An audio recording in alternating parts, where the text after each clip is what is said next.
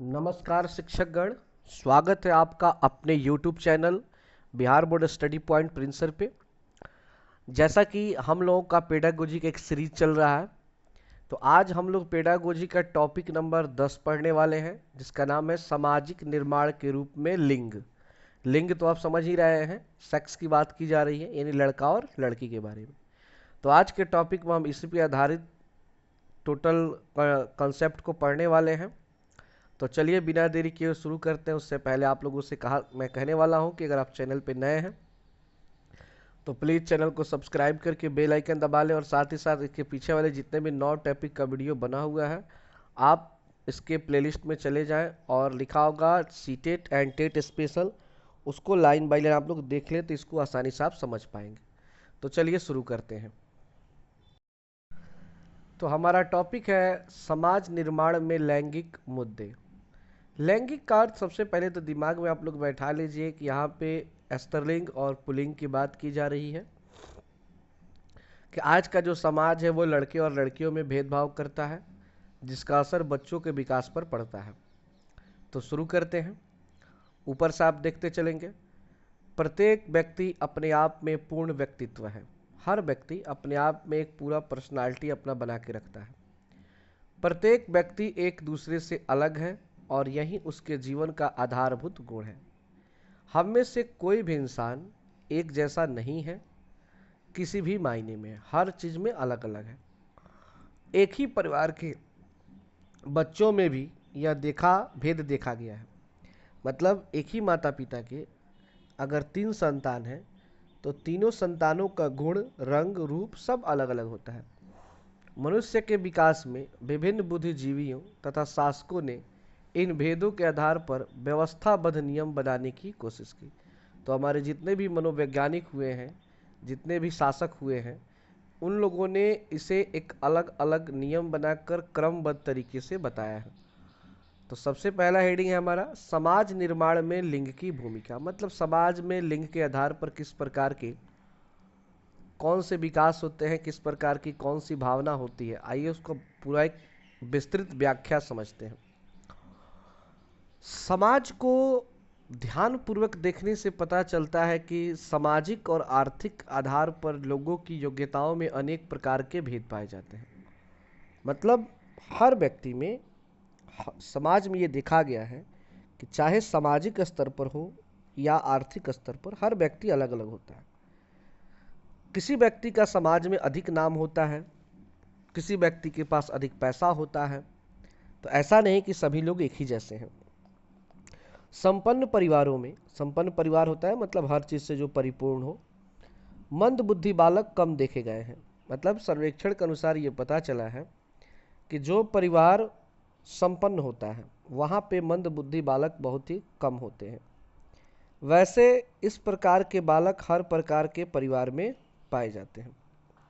मतलब अब ये भी नहीं कहा जा सकता है कि मंद बुद्धि बालक संपन्न परिवार में कभी हो ही नहीं सकते, नहीं होते हैं, बट कम होते हैं। आर्थिक स्तर को मापते समय इसे बौद्धिक संपन्नता से भी जोड़ा जा सकता है।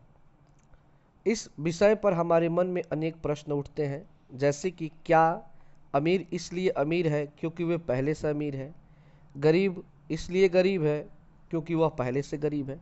मतलब इन सारे चीज़ों को देखते हुए मन में सवाल उठता है कि जो व्यक्ति अगर पहले से अमीर है तो क्या वो हमेशा अमीर रहता है? क्या जो पहले से गरीब वो हमेशा गरीब रहता है? ऐसा नहीं होता है। बहुत अमीर लोग आके चल के गरीब हो जाते हैं और बहुत गरीब अमीर भी हो सकते हैं। मनोवैज्ञानिक मानते हैं कि निम्न आय वाले परिवार के बालकों को उच्च आय वाले परिवार के बालकों की तुलना में हीन दृष्टि से देखा जाता है और उनके साथ भेदभाव किया जाता है।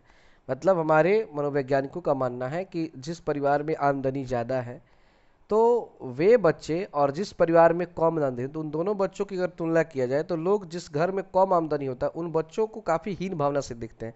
मतलब बहुत ही नीच दृष्टि से देखते हैं, और उनके साथ भेदभाव भी किया जाता है। अगर धनी मनी घर का लड़का है तो उसके साथ अच्छा लोग व्यवहार करते हैं, चाहे बच्चा का स्वभाव कैसा भी हो।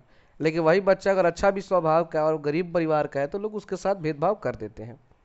उनमें सामान्य परिवारों की तुलना में सांस्कृतिक पिछड़ापन अधिक होता है।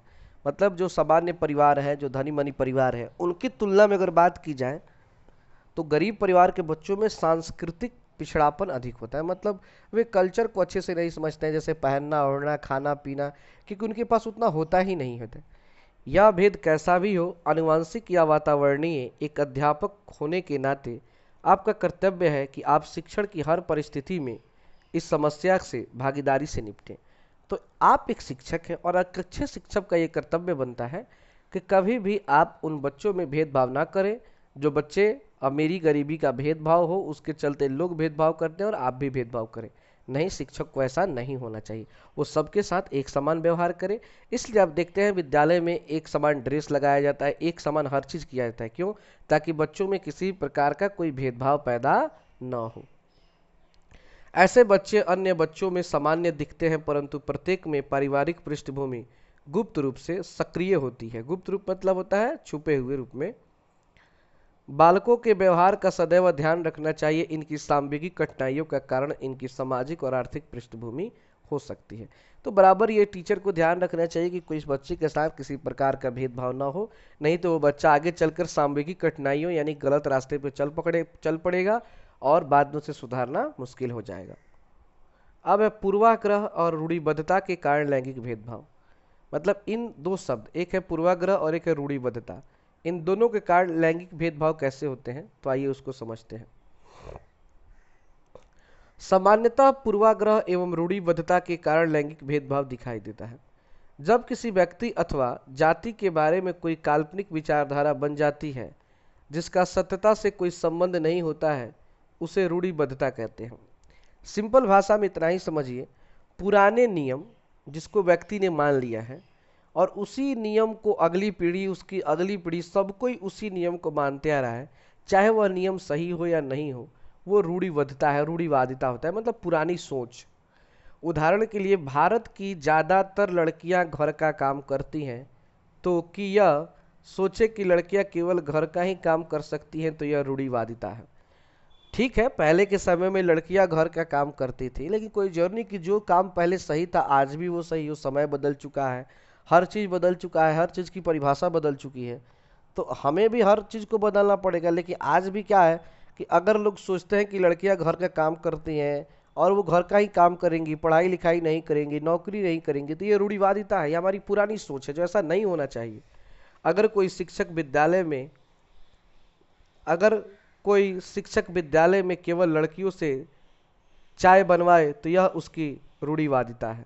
मतलब अगर मान लीजिए कोई शिक्षक है और वो कहते हैं जाओ चाय बना के ला दो, तो कोई लड़की अब बना के ला देती है, तो इसका अर्थ अब टीचर समझ लेता है कि लड़कियां केवल ही चाय बनाएंगी। क्या लड़के चाय नहीं बना सकते? कोई भी बना सकता है। तो इस ऐसा अगर आप करते हैं तो इसका अर्थ है कि आप रूढ़िवादी हैं, आपको ऐसा नहीं होना चाहिए। पैराग्राफ छोड़ के, पूर्वाग्रह का अर्थ पक्षपात है। पूर्वाग्रह का अर्थ क्या होता है जी? पक्षपात। और पक्षपात तो समझ ही रहे हैं, किसी एक पक्ष का साथ देना। इसमें अपने पहले से प्रचलित विचारों के आधार पर किसी से पक्षपात किया था। मतलब पहले आपने जो नियम बना लिया, आपके मन में जो बैठ गया, आप उसी के आधार पे, आप उसी पे टिके हुए हैं और उसी नियम को आप लागू कर रहे हैं, तो ये पूर्वाग्रह है, जो नहीं होना चाहिए। जैसे लैंगिक भेदभाव का एक कारण पूर्वाग्रह भी है। लैंगिक पूर्वाग्रह के कारण ही यह मान्यता पूर्व से प्रचलित है कि लड़के ही माता पिता के बुढ़ापा में सेवा करते हैं। मतलब ये पहले से चली आ रही है कि हर किसी को बेटा चाहिए। आखिर लोग बेटा क्यों चाहते हैं? तो लोगों का मानना है कि हमारा संतान चलेगा, हमारा वंश चलेगा, हमारी सेवा करेगा। ऐसा कोई जरूरी है? आजकल तो बच्चे ही घर से ज़्यादा निकाल देते हैं, मतलब लड़के ही माँ बाप को निकाल देते हैं, लड़कियाँ तो सेवा करती हैं। विद्यालय में किसी कार्यक्रम में नृत्य में लड़कियों को वरीयता देना भी लैंगिक पूर्वाग्रह का उदाहरण है। अगर आप विद्यालय में कोई भी कार्यक्रम होता है, अगर आप लड़कियों को उसमें स्थान नहीं देते हैं आगे, तो इसका अर्थ है कि आपके अंदर लैंगिक पूर्वाग्रह है, आप पक्षपात करते हैं। अब है लैंगिक भेदभाव। मनोवैज्ञानिक हमेशा इस अध्ययन में लगे रहते हैं कि स्त्री पुरुष की मानसिक व शारीरिक योग्यताओं में इतना अंतर क्यों होता है। जीवन के शुरुआती समय में लड़कियां लड़कों से अधिक तीव्र विकास करती है। पहले भी हम लोग पढ़े हैं कि शुरुआती दौर में जो लड़कियां होती हैं वो लड़कों की अपेक्षा बहुत ही तेजी से विकास करती हैं। यानी कि लगभग 10 से 14 वर्ष के बीच में लड़कियां तेजी से विकास करती हैं, लेकिन 14 से 18 वर्ष के बीच में लड़के विकास करते हैं। तो क्या इसका कारण हो सकता है? तो देखिए क्या कारण है। उनमें भाषा का गुण तथा स्मरण शक्ति भी अधिक होता है, मतलब लड़कियों में, परंतु विकास प्रक्रिया पूर्ण होने तक लड़के लड़कियों से आगे निकल जाते हैं। तो इसका कारण जानने की मनोवैज्ञानिक समय समय पर कोशिश करते हैं। इसका जो एक सबसे महत्वपूर्ण कारण समझ आता है वह है भेदभाव। मतलब होता क्या है ना कि शुरू में लड़कियों को लोग थोड़ा छूट तो देते हैं, 10-12 साल की लड़की है तो लोग नहीं ध्यान देते हैं, चलो पढ़ लिख ले कुछ जान ले। तो लड़कियों का दिमाग तेज होता है, वो मेहनत भी करती हैं सब, तो वो करती है। 14 बरस तक जैसे ही जाती है तब तक कह दिया जाएगा तू लड़की है, काम कर, बहुत पढ़ ली, 8वां 9वां 10वां बहुत हो गया, अब तू सर घर का खाना बना। अब उसके बाद लड़के पढ़ते रहते हैं और तेज हो जाते हैं और लड़कियां कमज़ोर हो जाती हैं। तो ये भेदभाव के चलते भी लड़कियां कमज़ोर हो जाती हैं, जो नहीं होना चाहिए। इससे यह निष्कर्ष निकलता है कि शिक्षण के दौरान छात्र और छात्राओं में भेदभाव नहीं करना चाहिए, उन्हें बराबर का अवसर देना चाहिए। अब है आयु के विषय में लैंगिक मुद्दे। अब एज का क्या असर पड़ता है? व्यक्तियों में विकास के अंतर का एक मुख्य कारण आयु भी होता है। आयु और विकास के साथ साथ बालकों में कुछ स्पष्ट भेद दिखने लगते हैं। जैसे जैसे ज्यों ज्यों अवस्था का विकास होता है, त्यों त्यों व्यक्ति में वातावरण की जटिलताओं का समाधान करने की क्षमताओं का विकास होता है। मतलब जैसे जैसे व्यक्ति का उम्र बढ़ता है, बच्चे का उम्र बढ़ता है, वैसे वैसे वो समाधान, मतलब कोई भी समस्या आए तो उसको समाधान करने का क्षमता भी उसमें बढ़ता है, ताकत भी बढ़ता है। अवस्था के विकास के साथ साथ बौद्धिक विकास भी होने लगता है। मतलब कि ऐसा नहीं कि केवल मतलब बाल्यावस्था से किशोरावस्था, किशोरावस्था से प्रौढ़ावस्था में जा रहा है। अवस्था तो बदल ही रहा है, साथ साथ उसका बौद्धिक विकास भी हो रहा है, मतलब दिमाग भी तेज हो रहा है। बालकों का अनुभव उनके बौद्धिक विकास को स्पष्ट रूप से प्रभावित करता है। जिस बालक की अधिक आयु होगी उसके पास अनुभव भी अधिक होता है, जाहिर सी बात है भाई। जिसका एज अधिक होगा उसका अनुभव भी अधिक होगा, जिससे उसके और उससे कम आयु के बालक में भेद स्पष्ट दिखाई देता है। मतलब जो आदमी ज़्यादा उम्र का होगा, ज़्यादा उम्र का बच्चा होगा, तो अपने से कम उम्र से बच्चे से तेज तो होगा ही। यदि हम तुलनात्मक दृष्टि से देखें तो प्रौढ़ावस्था की तुलना में बाल्यावस्था में विकास की दर अधिक होती है। मतलब जो छोटे बच्चे होते हैं 6 वर्ष से 12 वर्ष के, वो बाल्यावस्था, उनमें विकास बहुत तेज होता है। किन से? प्रौढ़ावस्था की तुलना में। मतलब आप 20-25 साल के, 40 साल के हो जाते हैं तो उतना जल्दी आप कोई चीज़ नहीं सीखेंगे जितना एक छोटा बच्चा सीख जाएगा। इसलिए बाल्यावस्था में यह भेद अधिक देखने को मिलता है। अतः शिक्षक को चाहिए कि वह इन भेद को समझे और व्यवस्थित ढंग से शिक्षण का कार्य पूरा करे। अब है व्यक्तित्व के विषय में लैंगिक भेद। मतलब पर्सनालिटी में ये लैंगिक भेद किस तरह होता है। बालकों के व्यक्तित्व के गठन में जो अंतर होता है उसके कारण ही उनके आचरण, व्यवहार तथा विकास में भी अंतर आ जाता है। मतलब जैसे जैसे उसके व्यक्तित्व में गठन आता है, मतलब शरीर का निर्माण होता है अच्छे तरीके से, तो उसका आचरण बदलता है, उसका व्यवहार बदलता है और विकास में भी अंतर आ जाता है। इन्हीं अंतर के कारण ही बालक उपलब्धियां प्राप्त करने के लिए अपने आचरण के अनुरूप मार्ग खोजता है। सभी बालकों का स्वभाव अलग होता है। जैसे कुछ बालक आक्रामक होते हैं। आक्रामक मतलब क्या होते हैं? मतलब कि झगड़ालू होते हैं, और कुछ विनम्र होते हैं, और कुछ शांत स्वभाव होते हैं। कुछ अंतर्मुखी और कुछ बहिर्मुखी होते हैं। अब यहाँ पे थोड़ा समझ लीजिए अंतर्मुखी क्या है और बहिर्मुखी क्या है। बहुत लोग नहीं समझते इस चीज़ को। देखिए, अंतर्मुखी का अर्थ होता है ना कि वह व्यक्ति जो अपनी मन की बातें अपने मन में ही रखता है, वो किसी के साथ कोई शेयर नहीं करेगा, अपने आप से ही बात करेगा, अपने आप में ही खुश रहेगा, वो किसी से थोड़ा सा भी अपना बात नहीं शेयर कर सकता, एक सीक्रेट रखता है, तो वो अंतर्मुखी व्यक्ति होता है। और जो लोग होते हैं कि अपने बात को अपने अंदर नहीं रख सकते, वो अपने दोस्तों में, अपने समाज में उसे तुरंत बांट देते हैं, वो बहिर्मुखी होते हैं। बहिर मतलब होता है बाहर, और अंतर मतलब होता है अंदर। मतलब जो अपना बात अंदर रख ले वो अंतर्मुखी, और जो अपनी बात सभी के साथ शेयर करे वो बहिर्मुखी होता है। तो कुछ बच्चे अंतर्मुखी होते हैं और कुछ बहिर्मुखी होते हैं। उसके स्वभाव और आचरण के ये गुण अनेक प्रकार से उसके विकास तथा उपलब्धियों को प्रभावित करते हैं। अब ये जो स्वभाव है, उसका ये आचरण है, ये सब उसके विकास और उपलब्धि को क्या करता है? प्रभावित करता है। अध्यापक को चाहिए कि वह बालक इन भिन्न विभिन्नताओं को समझे और उसे अलग व्यक्तित्व समझकर उसके विकास में सहायता करे। मतलब शिक्षक को ध्यान देना होगा कि वो बच्चा किस टाइप का है और उसी के अनुसार उसमें विकास करना होगा। अब है जाति के विषय में लैंगिक मुद्दे। विभिन्न जातियों के समूहों का अध्ययन करने से उनके कुछ विभिन्नताओं का पता चलता है, जैसे निर्णय शक्ति या तर्क। इस प्रकार के अध्ययन से पता चलता है कि अमिश्रित जातियों का मनोवैज्ञानिक अध्ययन करना कठिन है। जब हम एक ही स्थान पर रहने वाली जातियों का अध्ययन करते हैं तो उन पर सामाजिक तथा सांस्कृतिक प्रभाव इतना अधिक होता है कि जाति संबंधित गुणों को अलग करना कठिन हो जाता है। मतलब व्यक्ति जब जाति को काफ़ी अपने अंदर बैठा ले और जाति के अनुसार ही सारा काम करे, तो उसको जाति से हट कर के कुछ समाज के लिए, अपने विकास के लिए काम कराना भी बहुत मुश्किल हो जाता है। और लास्ट टॉपिक है आज का, मतलब शैक्षिक अभ्यास। हमारे समाज में लड़कियों को लड़कों से अलग समझकर उन्हें घर के कामों में लगा दिया जाता है। ये सारे समझ तो आप समझ ही रहे हैं। कुछ अध्यापक भी लड़कियों पर अनावांछित टिप्पणी करते हैं। अनावांछित टिप्पणी का अर्थ है कि मतलब तुम लड़की हो, तुम्हें तो खाना बनाना है, ज़्यादा पढ़कर क्या करोगी, जो कि शिक्षक नीति के अनुसार गलत है। ऐसा नहीं होना चाहिए। शिक्षकों की यही धारणा भी होती है कि लड़कियों को ऐसी शिक्षा दी जाए जो उन्हें गृहस्थ संभालने में सहायता करे। बहुत शिक्षक होते कहते हैं कि अरे ज़्यादा क्या पढ़ोगे, चलो ठीक है पास हो जाओगे, काम करो, बढ़िया से खाना बनाना सीखो, घर सफाई करना सीखो, कि आगे चल के यही न करना है तुमको। जो ऐसा नहीं होना चाहिए। यह विचार व्यक्तित्व की भिन्नता संबंधित तथ्यों की अवहेलना करता है तथा लड़के तथा लड़कियों को समान कौशल सीखने में बड़ा उत्पन्न करता है।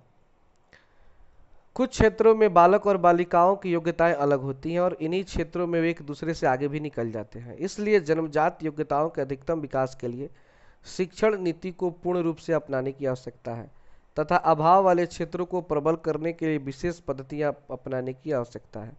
शिक्षक होने के नाते आपको चाहिए कि आप लिंग भेद के विरुद्ध साहसिक कदम उठाएं तथा साथ साथ लड़कों तथा लड़कियों में पाए जाने वाले भेदों का पहचानना होगा और स्वीकार करना होगा।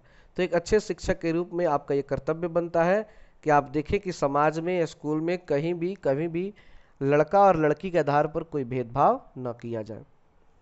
लास्ट पैराग्राफ है, लड़कियों के प्रति समाज के दृष्टिकोण भी महत्वपूर्ण है जिसका पता उनके प्रति किया जाने वाला व्यवहार तथा उनको दी जाने वाली पाठ्य सामग्री से लगता है। निम्न समुदाय में लड़कियों के साथ और भी अधिक भेदभाव किया जाता है। मतलब जो गरीब लोग हैं वहाँ पे तो लड़कियों के साथ और भेदभाव किया जाता है। लड़कों को अच्छी शिक्षा दी जाएगी लेकिन लड़कियों को नहीं दी जाती है। इन समुदायों के लोग शिक्षा पर किए गए खर्च से अधिक उनके विवाह पर किए गए खर्च को अधिक महत्वपूर्ण मानते हैं। मतलब पढ़ाई में उनको खर्चा करने का मन नहीं करता है, लेकिन वे लोग विवाह में खूब खर्च करेंगे। अनेक सरकारी योजनाएं चलने के बावजूद बहुत सी लड़कियां स्कूल नहीं पहुंच पाती। शिक्षक को चाहिए कि वह इन समस्याओं पर चिंतन करे और ध्यान दे। तो इस तरह हमारा ये टॉपिक समाप्त होता है। अब ये 10 टॉपिक समाप्त हो गए हमारे 23 टॉपिक से, और 13 टॉपिक बचे हुए हैं। 6 से 7 दिन में हमारा पेडागोजी समाप्त हो जाएगा और उसके बाद से हम स्टार्ट करेंगे अपना प्रैक्टिस सेट बनाना। 30-30 क्वेश्चन का 100 सेट हम लोग बनाएंगे। 100 सेट दिमाग में रख लीजिएगा, 100 सेट बनाने वाले हैं। 3000 क्वेश्चन हम लोग ऑब्जेक्टिव बनाएंगे इस 23 टॉपिक से, ताकि एग्जाम में बैठने के बाद 30 में 30 नंबर आप लोग ला सकें। तो आज के लिए इतना ही। धन्यवाद। Thanks for watching this video.